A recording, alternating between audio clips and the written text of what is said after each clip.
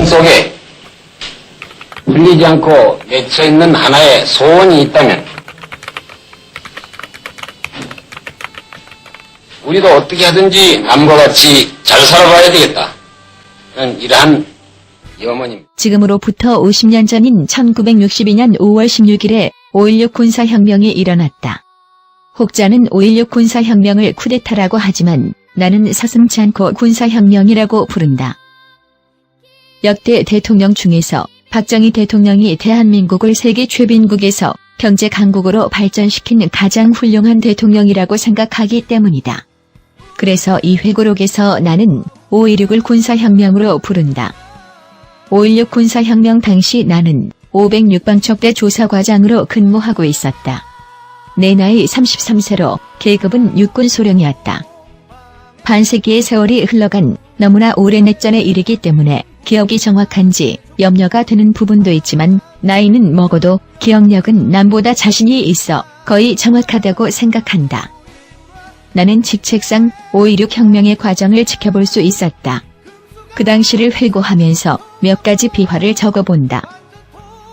방척부대는 지금의 기무사의 전신으로 간첩, 반군 반국가 사범을 수사 적발하는 방첩기관이다. 내가 소속한 506방척대는 육군방첩부대의 이하 부대로 서울 지역을 담당하는 가장 큰 지구대이다. 그 당시 서울지구 506방첩대장은 이형 대령이었고 부대 위치는 조선호텔 바로 맞은편에 있는 3층 건물에 있었다. 지금은 다른 곳으로 이전해 건물은 철거되어 없어졌다. 그 당시 방척부대는 박정희 2군 부사령관이 군사혁명을 일으킨다는 정보가 있어 내사를 하고 있었다. 5월 16일 혁명 전날 방척부대는 비상근무령이 내려 모든 장병이 비상근무를 하고 있었다. 506방척대는 박정희 장군의 신당동 자택을 감시하고 있었다. 5월 15일 저녁에 박정희 장군이 오늘 밤 거사한다는 정보를 입수하여 모처에서 회식을 하고 있던 장도영 육군참모총장에게 급히 보고가 되었다. 장도영 총장은 술자리를 벅차고 급히 조선호텔 앞에 있는 506 방첩대장실로 뛰어 들어왔다. 박정희 장군 자택을 감시하고 있던 506 방척대 정복과 김응수 대위로부터 박정희 장군이 육관구 33호차를 타고 집에서 나왔다는 무전 보고가 들어왔다. 이 보고는 즉시 참모총장에게 보고되고 방첩대장이 나에게 육관구 33호차가 누구 차인지 알아보라는 지시가 있어 알아보았더니 이군 부사령관 차였다. 장도영 참모총장은 506 방첩대장실에서 혁명군의 거사를 저지하기 위한 조치를 하였다. 공수부대가 가담한다는 정보가 있어 공수부대의 출동을 막기 위하여 장호진 특정감을 공수부대로 보냈고 또 해병대의 한강 도강을 막기 위하여 6번 헌병 7중대를 한강 어구에 배치하였다. 34단장 이상국 준장에게 34단의 병력을 혁명군 저지를 위해 서울로 출동하라고 지시하였다. 이러한 조치들은 막강한 권한을 가지고 있는 참모총장으로서는 소극적인 조치로 보였다. 참모총장이 나에게 공수부대에 전화하여 장호진 장군을 바꾸라고 지시해 내가 공수부대에 전화를 걸어 주번 사령을 불러 총장 지시로 장호진 장군을 바꾸라고 하였더니 장호진 장군이 오지 않았다고 한다. 총장에게 그대로 보고하였더니 그러면 공수단장 박지욱 대령을 바꾸라고 한다. 주번 사령에게 다시 전화를 걸어 총장 각하가 찾으시니 빨리 단장을 바꾸라고 다고쳤다. 그러나 공수부대에서는 단장이 안 계신다고만 해서 통화를 할 수가 없었다. 혁명군에 가담한 공수부대장이 참모총장의 전화를 받을 리가 없는 것이다. 그러던 차에 박정희 장군 차가 영등포 육관구 사령부로 들어갔다는 보고가 들어왔다. 장도영 총장이 육관구 사령부로 전화를 하여 박정희 장군과 두 분 사이에 협상의 대화가 시작되었다. 총장, 박 장군, 그만하고 병력을 복귀시키시오. 박 장군, 총장 각하께서 혁명에 앞장서 주셔야 하겠습니다. 협상은 결렬되었고 전화는 끊어졌다. 장 총장은 바로 장면 국무총리에게 전화를 했다. 그때 장면 국무총리는 조선호텔 바로 옆에 있는 반도호텔 사무실에 계셨다. 그러나 국무총리는 벌써 피신하여 자리에 안 계시고 어디로 가셨는지 아무도 모른다고 하였다. 장 총장은 현석호 국방장관에게 전화를 했다. 각하, 다 들렸습니다. 라고 보고하자 현 국방은 바로 506방 첩대로 가겠다고 하면서 전화를 끊었다. 10분 후 현 국방이 506방 첩대에 오셨다. 나는 참모총장이 현 국방장관에게 다 들렸다. 고 보고하는 것을 보며 너무나 쉽게 단념하는 것 같아 의아하게 생각하였다. 나의 생각으로 참모총장 휘하에 막강한 부대들이 많은데 왜 저렇게 소극적인지 알 수가 없었다. 한편 일군에서 전투사단을 동원하여 혁명을 저지하면 혁명은 성공하기 어렵다. 서울시는 피바다가 되고 많은 희생자가 나올 것이다. 이런 불상사를 피하기 위한 것일까? 아니면 내심 혁명에 동조하는 것이 아닐까? 여러 가지 상상을 해보았다. 일군에서는 이할림 사령관이 의정부 주내의 8사단을 진압군으로 출동 준비를 시켰다. 이 사건으로 1군 사령관 이할림 장군과 8사단장 정강 장군이 혁명군에 체포되고 1군 사령관으로 박이망 장군으로 8사단장은 최주종 소장으로 교체되었다. 이러한 사건은 관할이 다른 506 방첩대 수준에서는 알 수 없었고 나중에 알게 된 일이다. 이야기를 혁명 전야로 다시 돌아가면 방첩대장 이형 대령이 나에게 용산 한강철교와 육군본부로 나가 정세를 보고 오라는 지시를 하였다. 삼각지로 나가보니 이미 한강 어구에서 해병대와 헌병 7중대 간의 교전이 있었고 해병대가 한강을 도강하여 용산에서 삼각지로 진격해오는 중이었다. 이미 한강이 돌파되어 현장까지 갈 수 없다는 보고를 한 후 차를 샛길에 감추어 놓고 동정을 살폈다. 어둠 속의 도로 양쪽으로 상계하며 진격해오는 해병대 병력을 목격하였다. 위험을 느껴 운전병에게 헤드라이트를 끄고 전속력으로 부대로 출발하라고 지시하였다. 내 차가 출발하는 순간 차를 발견한 해병대가 집중 사격을 가해왔다. 차 속에서 엎드려서 사격을 받고 있다는 무전 보고를 하였다. 그러한 와중에 무전기에서 미아리 방면으로부터 차량 번호를 가린 부대가 시내로 들어오고 있다는 보고가 들렸다. 그 부대는 혁명군에 가담한 문재준 대령이 지휘하는 육군단 포병이었다. 육군단 포병은 육군본부를 점령 접수하였고 이어서 공수부대가 시내로 진입, 중앙청 국회의사당을 접수하고 시청 앞 광장에 병력을 쭉 깔아놓고 공포를 쏘아댔다. 이상국 34단장이 부대에 도착했을 때는 병력들이 사단장 모르게 혁명군에 가담하여 출동한 후였다.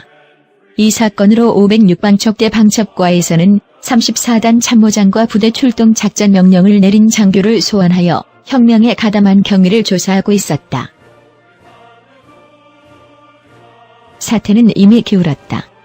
국방장관과 참모총장 일행은 사태를 수습하기 위하여 육군본부로 갔다.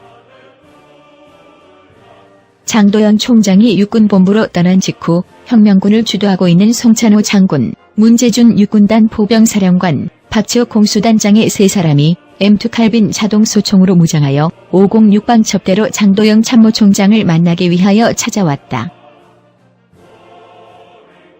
이 세 분과 506 방첩대 대장인 이령 대령은 모두 육사호기 동기로 서로 말을 놓고 대화를 하였다.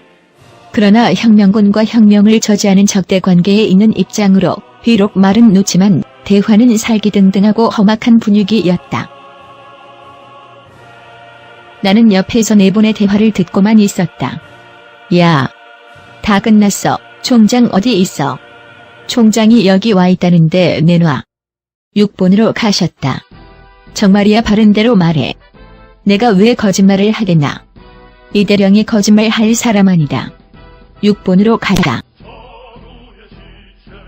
장 총장이 육본으로 갔다는 말을 듣고 세 분은 바로 육군본부로 떠났다. 잠시 후 참모총장으로부터 진압군 출동을 지시받은 이상국 34단장이 참모총장을 만나기 위하여 506방첩대로 왔다. 이상국 사단장은 사단에서 혁명군을 가담하고 남은 병력 수십 명을 모아 트럭 한 대에 태워 시청 앞에 도착하였다. 공수부대원들이 이 트럭을 둘러싸고 공포를 연발하며 차에서 내리면 쏜다는 협박을 가하였다. 이런 상황에서 이상국 34단장은 단신으로 506반첩 부대로 들어와 참모총장이 안 계신 것을 알고 전화로 총장에게 부대 출동 보고를 하였다. 일종의 촌극이 벌어진 것이다. 이 보고를 받은 참모총장은 이미 기울어진 상황에서 무엇이라 말했을까? 상황 판단 능력이 부족하다고 할까? 아니면 상관의 명령에 절대 복종하는 철두철미한 군인 정신이라 할까? 이 사건로 이상국 준장은 반혁명 사건으로 구속되었다.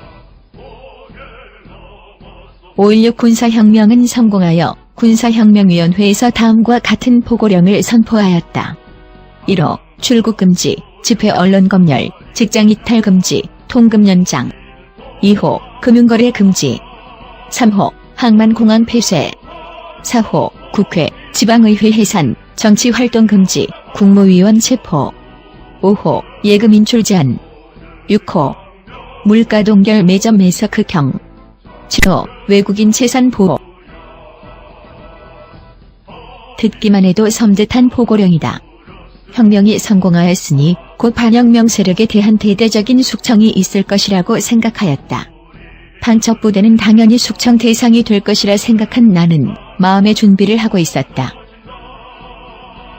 5월 16일 거사가 성공하고 혁명 공약이 공포된 후 혁명 주체 세력인 일합선, 강준길, 구자춘 2세 사람으로부터 국회의사당으로 나오라는 전화가 왔다. 그들은 같은 포병의 전으로 나와 친한 사이였다. 그들은 나에게 너를 혁명동지로 넣으려다 여러 사람이 방첩대 요원을 동지로 넣을 수 없다고 반대를 하였다. 지금부터 숙청이 있을 것이다. 너는 506방첩대 간부였으니 무사할 수 없다. 그러나 우리 혁명과업 수행에 방첩부대의 역할이 필요하니 우리에게 협조하면 너의 신상은 우리가 지켜주마라는 제안을 해왔다. 나는 이들의 제안을 받아들였다. 이후 예측대로 우리 방첩부대에는 일대 숙청 바람이 불었다. 백운상 부부대장은 체포령이 내리자 도망가고 대원 약 200명, 문관 70명이 해고되고 우리 서울지구 506방첩대장, 방첩과장, 정보과장들 간부는 모두 구속되거나 옷을 벗기고 많은 대원들이 숙청되어 부대가 쑥대밭이 되었다. 그런 가운데 나 혼자 숙청 대상에서 살아남았다. 506 방첩대장으로 전재덕 대령이 부임했다. 전재덕 대령은 648기로 엘리트에 속하는 분이다. 그분 밑에서 혁명 과업에 뒤치다 거리를 같이 하였다. 5월 16일 혁명 후 내가 506 방첩부대를 떠나 8사단 방첩대장을 1년 근무하다 중령으로 진급하고 12사단 방첩대장과 1군 사령부 방첩대 보좌관을 거쳐서 1년 6개월 만에 다시 506 방첩대 부부대장으로 부임할 때까지 전재덕 대령은 그대로 506 방첩대장으로 계셨다. 같은 부대에서 2번 모시게 되었고 그 후 그분은 군을 떠나 서울시 부시장을 거치고 중앙정보부 감찰실장으로 가셨다.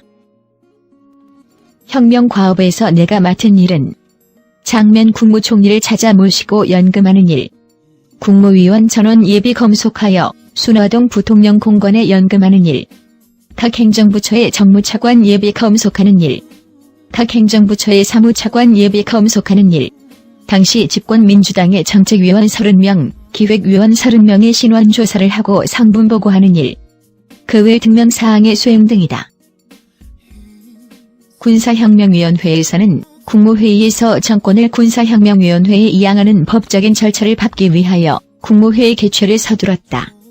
그러나 국무위원들이 포고령에 놀라 모두 도망을 가버리고 국무회의를 열 수가 없었다.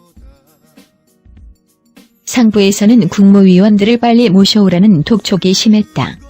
국무회의는 국무의원 16명의 과반수 8명만 참석하면 성립이 된다. 우선 8명만이라도 빨리 찾아오라는 독촉이었다. 국무위원과 기타 상부에서 지시된 화급을 다투는 예비 검속자의 수가 우리 대원수의 2배가 넘어 업무 과정으로 도저히 일할 수가 없었다.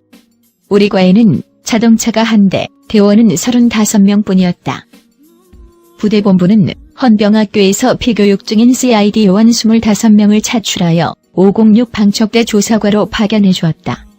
그리고 기동력 확보를 위하여 육군본부 장군들이 사용하고 있는 집차 50대를 증발하여 나의 휘하로 배치해 주었다. 자동차 50대를 조선호텔 앞도로에 나란히 세워놓고 각 차에 대원 2명씩을 배치하여 각 조에 임무를 주고 혁명과업의 후속기를 수행하는 광경은 정말 장관이었다. 앞으로 이런 거창한 상황은 다시는 볼 수 없을 것이다. 각 국무위원 집에 대원 2명씩을 고정 배치하고 1명은 집안에서 국무위원의 전화 오기를 기다리고 1명은 밖에서 귀가하는 국무위원을 모시기 위하여 망을 보게 하였다. 그 당시 민주당 정권은 4.19 혁명으로 정권을 잡은 지 얼마 안 되었고 국회의원 겸직의 장관들은 장관으로 부임한 지 10여일 밖에 안 되는 신참들로 생활이 어려운 집들이 일반 서민주택 정도로 적고 가난하였다. 국무위원들은 찾아 모시는 대로 순화동에 있는 부통령 공건에 연금되었다. 이러는 중 국무회의를 개최할 수 있게 되고 장면 국무총리께서도 마리에 있는 성가순여원에 숨어 있다가 자진해서 중앙청으로 나오셨다. 상부 지시에 의하여 국무회의실에 대한 보안 점검을 우리 조사과에서 실시하였다. 국무회의가 개최되었고 장면 총리를 비롯한 전 국무위원이 사퇴를 하고 정권을 군사혁명위원회에 이양한다는 역사적인 결의를 하였다. 장면 총리는 가지회견을 하고 국무회의 결의 내용이 전국으로 방송되었다. 이후 여기저기에서 군사혁명을 지지하는 성명이 발표되고 군사혁명은 성공하였다. 박정희 대통령이 집권하여 무자원 무자본의 빈국인 한국 경제를 지금의 10대 경제국으로 발전할 수 있는 기틀을 마련하셨다. 박정희 대통령 내외분이 다 흉탄에 돌아가셨다. 참으로 애석한 일이다. 이 회고록을 읽어보는 사람은 군방첩기관이 정치에 관여하는 것 아니냐고 말할 것이다. 그 당시 군방첩기관이 정치적인 사안에 관여한 것은 사실이다. 그러나 혁명이라는 국가적인 대과업을 수행하는 초과도기에 정치 관여 여부를 따져 시시비비하는 언론도 국민도 없었다. 지금은 세월이 바뀌고 국민의식이 민주화된 시대로 이와 같은 상황이 일어난다면 군이 정치에 관여한다는 것은 여론에 시달리겠지만 그 당시에는 초상식적으로 생각할 수밖에 없었던 시대였다. 사회를 보는 가치관의 척도가 지금의 잣대와 다르다는 뜻이다.